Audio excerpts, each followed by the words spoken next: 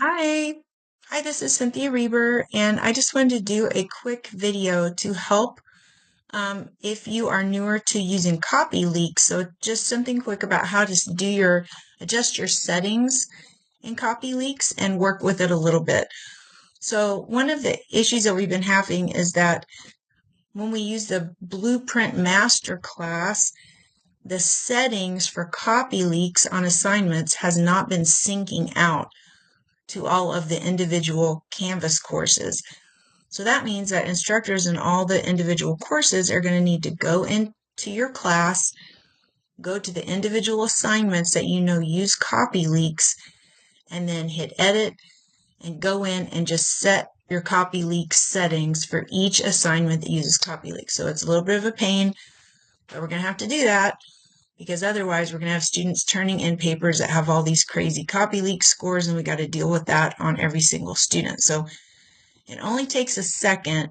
It is worth doing, and we just have to do it. So here's how we'll do it. So I'm in my class, and I'm in modules, and I'm going to go down here to an assignment that I know uses CopyLeaks. So here's a paper that they have to do, and I'm going to hit edit on that paper.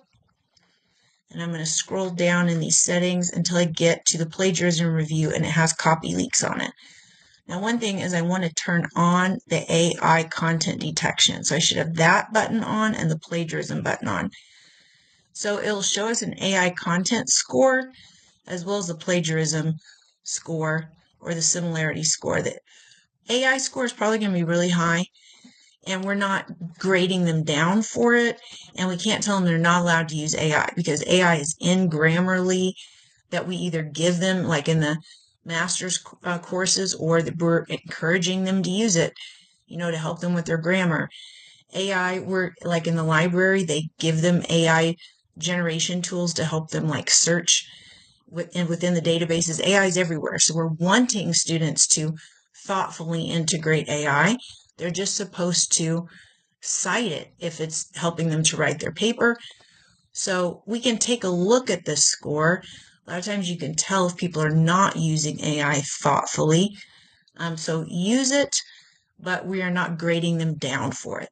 Okay, so make sure these two things are on. Then we're going to go to advanced settings. All right, so over here, this should be checked.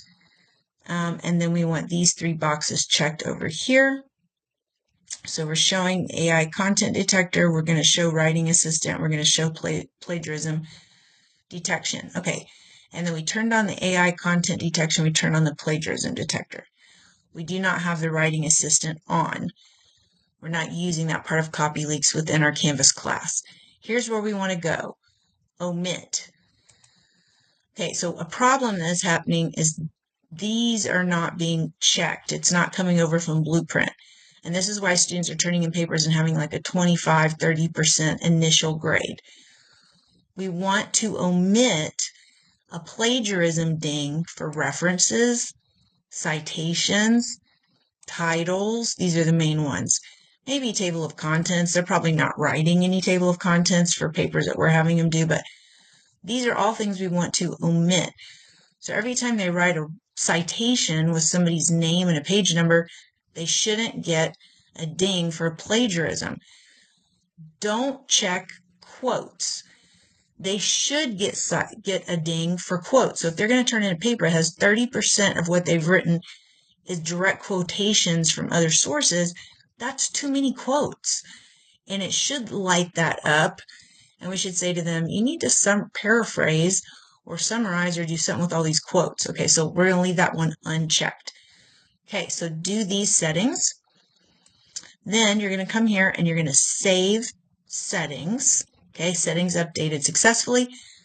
Then you got to go back to your assignment page, and you're not done yet because you have to come down here and you have to save.